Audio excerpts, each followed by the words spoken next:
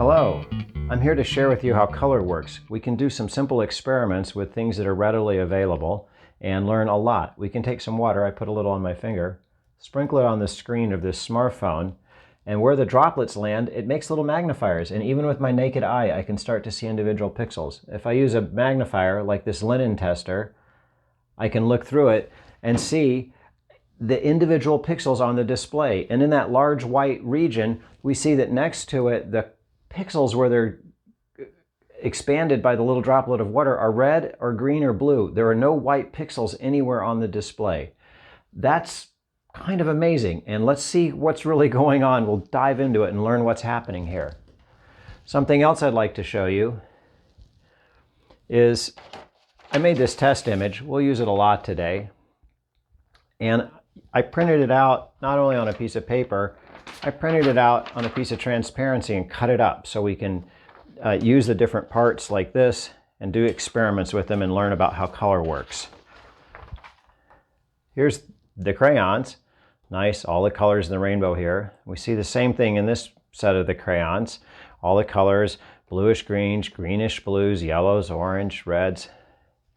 But if I spread this out, this picture on the left is just made from the 3 pieces of plastic that I cut out. One with magenta ink, one with cyan ink, and one with yellow ink. There's no orange ink anywhere in here. There's no red, there's no green. And yet, when I stack these up, if I'm careful and get them aligned, I'll get a nice colorful picture with all the crayons, and we'll see all the colors in the rainbow. So let's do some simple experiments and see how this works. I cut out the blocks from that transparency, and I have cyan, magenta, yellow, red, green, and blue pieces of plastic, little filters. And the first thing we might do is just put these down and see what happens if I put them on top of each other. The standard printer inks that you can buy are cyan, magenta, and yellow. Well, look, if I put the yellow and the green together, the yellow and the cyan together, it makes green. If I put the yellow and the magenta together, it makes red. If I put the magenta and the cyan together, it makes blue.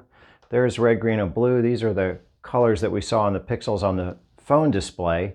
So there's something quite related here. And I'm going to go ahead and just write this down. I'm going to write down that we have red, green, and blue that we saw on the phone display. And we also saw cyan, magenta, and yellow. And before I write those down, let's see if we can kind of decode things and learn a little more. Instead of these small pieces of plastic, for the demonstration, I'm going to use this set of color paddles that I bought on the internet. Nothing's different. The magenta here is very similar to the magenta on the plastic. And we'll find, for example, if I put the color paddle over the camera, it makes this green square go very dark. And the same with the magenta. It's a little fuzzier, so maybe I have to put it here to see that the green square still goes dark when I slide the magenta over it. Same as this. So I'm going to continue with the paddles for now because the demonstration, the video quality is a little better.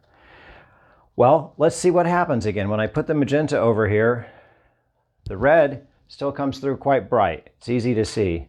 The green is turned basically black, and the blue is not a lot happens to it. It gets a tiny bit darker. So the magenta is doing something really extreme to the green. So I'm going to write magenta here underneath green because it seems to be related to green in some way. Cyan, wow, turns the red black. Doesn't do too much to the green, doesn't do too much to the blue. So I'm going to write cyan underneath red here because we saw the cyan and the red interacting quite a lot. Yellow, well, look at that. The red comes through, the green comes through.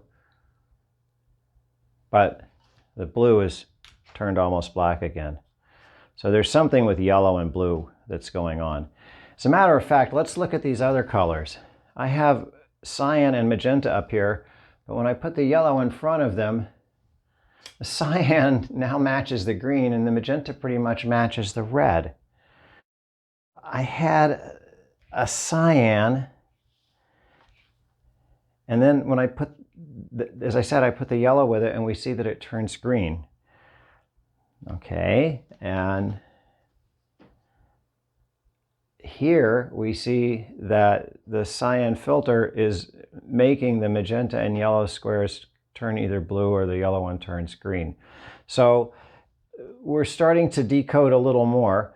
If I take the cyan again and just put the red with it, it goes almost black.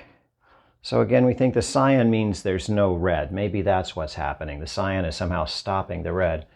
The cyan and the green, well, that's still green. So the cyan didn't really do anything to the green. And the cyan and the blue is dark, but maybe you can see if I put this light behind it, it's still a blue. The cyan doesn't really change the blue very much. I'll repeat this here with the green. I think it shows better with the foam behind it. You can see the cyan doesn't change it. So what it seems like is that cyan, it could be that cyan is green and blue together. In other words, cyan is not red. And magenta, well, there's magenta and blue. That comes through. Magenta and green stops everything. Magenta and red, that comes through. So magenta seems to be red plus blue, or I can kind of say it's not green. Yellow, it's yellow. It looks a little green maybe there. It's yellow. Yep, the red doesn't seem to have any trouble there. The green is not changed by the yellow. Oops, make this bright. But the blue, it gets much darker when mixed with the yellow. And these never matter which order I put them in.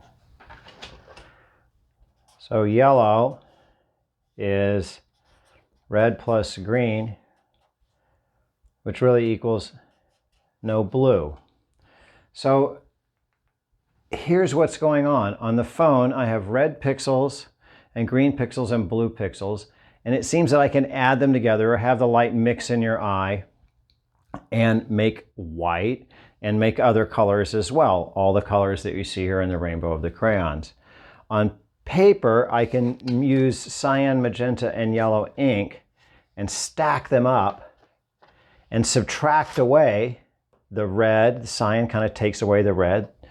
The magenta takes away the green. The yellow takes away the blue. And if I take away the right amount of light in these ratios, it will cause all these intermediate colors to appear, the greens and the blues and the oranges. Let's see what happens when I add light together. So I'm going to make the room dark so it's easier to see this next demo. Quick adjustment of the camera. Turn this on, it's a white light. Turn this other one on. You can see there's one shining from the left side, one from the right. Now let's use these filters and start kind of mixing the light and see what we can learn if we put it together this way. Here's a red filter. Now to keep it simple, this light in the middle, I don't have it on yet. I'll block this other side so we can see that that's just the red. And now I'm going to put a green filter over here. I'll block this. And when I mix the light from the red and the green, it makes yellow. And I can put my pen here and we can see that there's two shadows. There's a red shadow and a green shadow. That's yellow. So the red plus the green makes the yellow. It's what we said from the experiments we did by stacking the filters together. Let's see what happens if I take red plus blue. There's the blue light. The red and blue make a nice magenta. I'll cover it up so you can see what the blue light looks like by itself. Okay.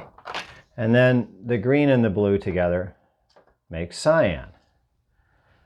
Well, what happens if we put all three together? Red plus green plus blue. I'll turn this light on.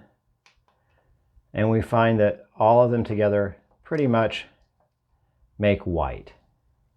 So red plus green plus blue equals white. We can do some additional experiments just for fun. If we add the cyan, which seems to be missing just red, and the magenta, which is missing green, the yellow, which is missing blue, we get white as well. We have red missing, green missing, blue missing. Well, that's kind of an equal amount of red, green, and blue missing. So it seems that if red and green and blue are in equal amounts, the result is a white. Turn the lights back on, make a final summary, and wrap up the video. We did find that red plus green plus blue equals white. The red is related to cyan. Cyan is basically in an ink or in a filter is an absence of red, and magenta is an absence of green. The yellow is an absence of blue. By mixing these colors together, we can create other colors that we see, like all the colors in this rainbow of crayons. There, if we looked at it with a magnifying glass, we would only see red and green and blue pixels. And similarly, starting with white paper and using cyan, magenta, and yellow ink in the appropriate shape, we can create a full color picture without light coming out of a display, but with light that's bouncing off of a piece of paper. And there's a lot of interesting fun to happen by taking these filters and passing them over a test image such as this one and seeing what happens and which parts of the image would turn black. Here we can see the red blocking the cyan, the green affecting the magenta, and the blue affecting the yellow.